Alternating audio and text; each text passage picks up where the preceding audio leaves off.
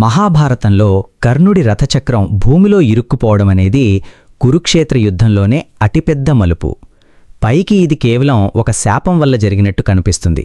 కానీ దీని వెనక ప్రకృతి నియమాలు, కర్మ సిద్ధాంతం మరియు ఒక తండ్రి పగ దాగి ఉన్నాయి. మహాభారత యుద్ధంలో కర్ణుడు సాక్షాత్తు అర్జునుడినే ఓడించగల మహావీరుడు. అలాంటి కర్ణుడు యుద్ధభూమిలో నిస్సహాయంగా నిలబడటానికి కారణం అతని రథచక్రం భూమిలోకి ఇరుక్కుపోవడం. పైకి మనకు తెలిసింది కేవలం ఒక బ్రాహ్మణుడి శాపం మాత్రమే. కాని కర్ణుడి రథచక్రాన్ని భూదేవి ఎందుకు గట్టిగా పట్టుకుంది? దీని వెనక ఉన్న అసలు రహస్యమేంటి? ద్రోణాచార్యుడికి కర్ణుడికి ఉన్న సంబంధమేంటి? నంబర్ 1, భూదేవి ఆగ్రహం. చాలామందికి ఒక బ్రాహ్మణుడి ఆవుదూడను కర్ణుడు అజాగ్రత్తగా చంపడం వల్ల శాపం వచ్చిందని తెలుసు. కాని ఆ సమయంలో భూదేవి కర్ణుడిపై ఎందుకు కోపగించుకుందో తెలుసా? కర్ణుడు శబ్దభేదీ విద్యను, అంటే శబ్దాన్ని బట్టి బాణం వేయడాన్ని ప్రాక్టీస్ చేస్తున్నప్పుడు ఒక అడవి మృగం అనుకుని బాణం వేస్తాడు. కాని అది ఒక పేద బ్రాహ్మణుడి ఆవుదూడకు తగులుతుంది. ఆ దూడ రక్తం భూమిపై పడినప్పుడు భూదేవి ఆ వేదనను భరించలేకపోతుంది. ఒక వీరుడిగా ధర్మాన్ని రక్షించాల్సిన కర్ణుడు అనాథ అయిన పశువును చంపడం భూదేవికి ఆగ్రహం తెప్పించింది. ఆ సమయంలోనే భూదేవి అదృశ్య రూపంలో, కర్ణా, నువ్వు ఏ భూమిపై ఇంతటి అపరాధం చేశావో అదే భూమి నీ ప్రాణాలు పోయే సమయంలో నిన్ను మోయడానికి నిరాకరిస్తుంది అని శపిస్తుంది. నంబర్ 2, ద్రోణాచార్యుడి ఆత్మ మరియు అశ్వత్థామ తండ్రి పగ. ఇది చాలామందికి తెలియని అతిపెద్ద రహస్యం.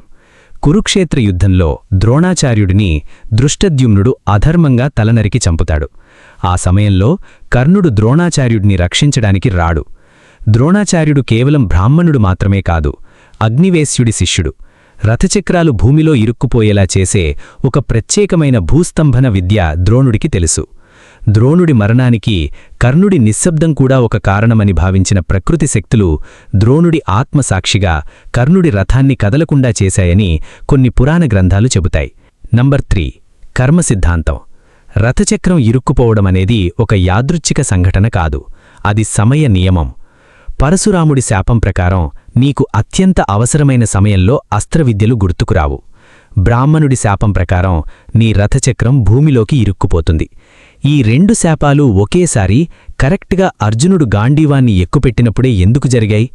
ఎందుకంటే కర్ణుడి జీవితంలో చేసిన కొన్ని అధర్మాలు, అంటే ద్రౌపది వస్త్రాపహరణం సమయంలో నవ్వడం, అభిమన్యుణ్ణి వెనుక నుండి పొడవడం అతని పుణ్యబలాన్ని తగ్గించేశాయి. పుణ్యం క్షీణించిన మరుక్షణమే శాపాలు పనిచేయడం మొదలుపెట్టాయి.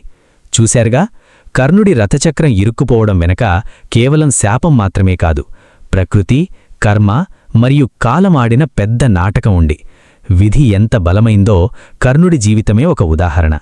ఈ వీడియో మీకు నచ్చినట్లయితే మరిన్ని ఆసక్తికరమైన మహాభారత రహస్యాల కోసం ఇప్పుడే మన ఛానల్కు సబ్స్క్రైబ్ చేసుకోండి. ధన్యవాదాలు.